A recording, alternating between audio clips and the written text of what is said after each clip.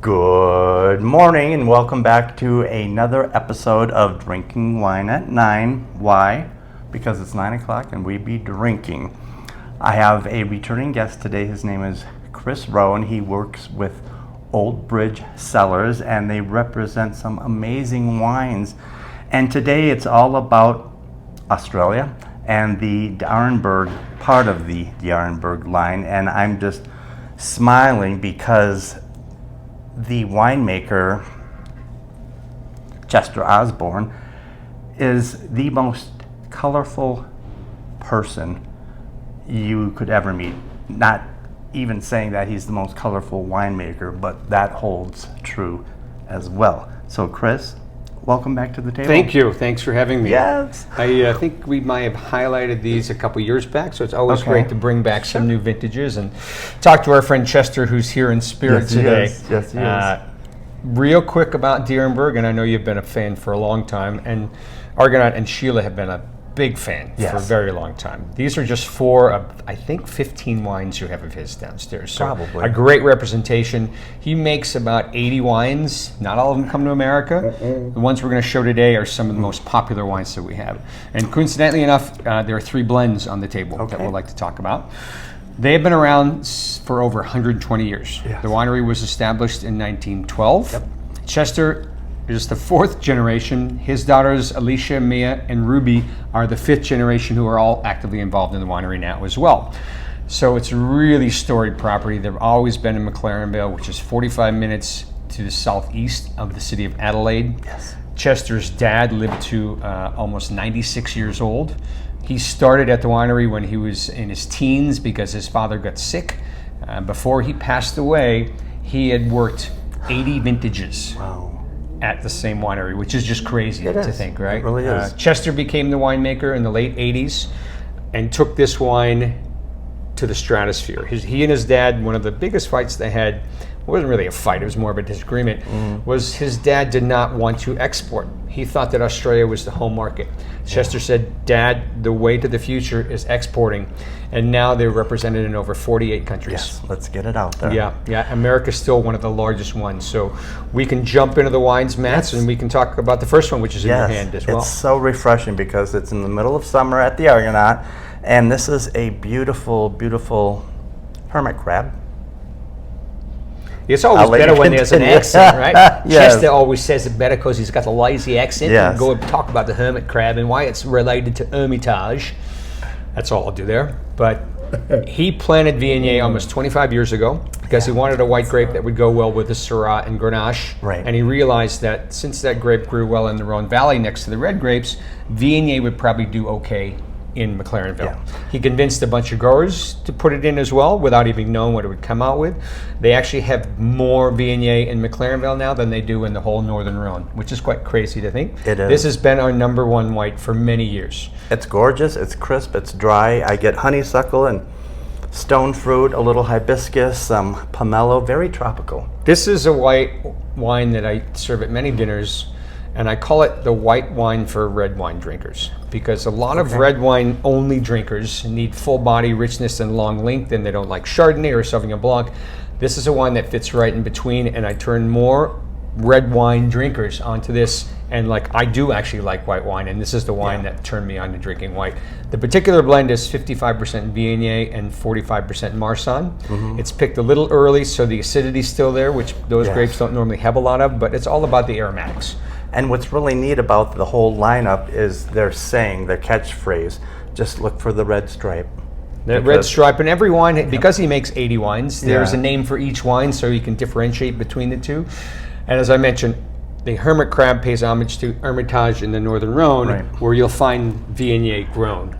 As much as I want to keep drinking that because it is so hot, let's talk about the first red wine. Yes. Okay. Named after his dad. So Thierry Osborne, this was his original blend that he put out in the 50s. It's always been a blend of Grenache and Shiraz. Up until the 80s, it was called Thierry's Burgundy, and that's why it's in a Burgundy bottle. Yes. It had nothing to do with Pinot Noir. He just thought it resembled the style of wine that was coming from Burgundy.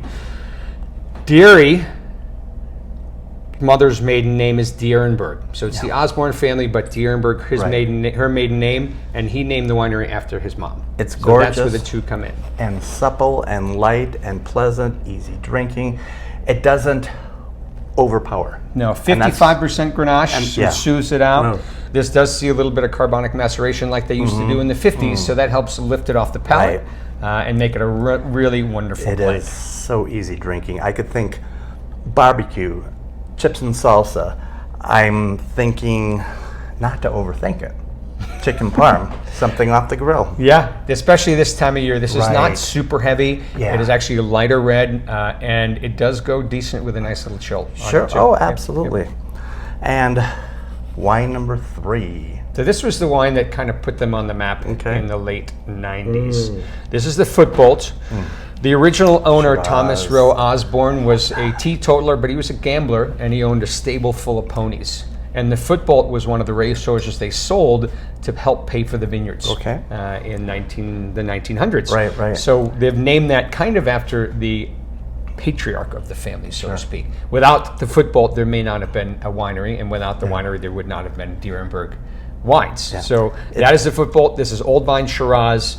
In '98, it was in the top 100 for Wine Spectator, and then people started to pay a lot of attention in America to Dierenberg.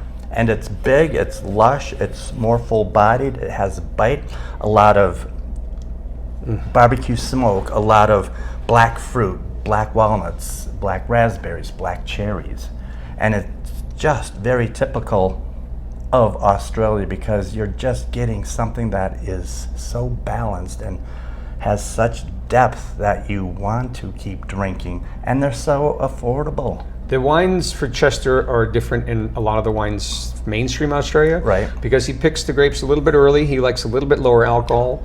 His only use is French oak. They still actually basket press and foot trod. They do. Even the lower end, the stump jump, they still do that. And the reds. They are actually notary because they're the first family of Australian wines that represents McLaren Vale. So there's only a dozen or so first families of Australia. They are the one from the region of McLaren Vale that represents truly generational and iconic wineries within the region. I just absolutely love that. It's so soft and supple and everything you want in an affordable Australian wine. And the last one, it actually has ties to the first one. Because this is a Shiraz Viognier blend. So part of the reason Chester planted Viognier was he wanted to do a Northern Rhone style white red blend. So the Viognier is actually, the musts are actually co-fermented with the Shiraz.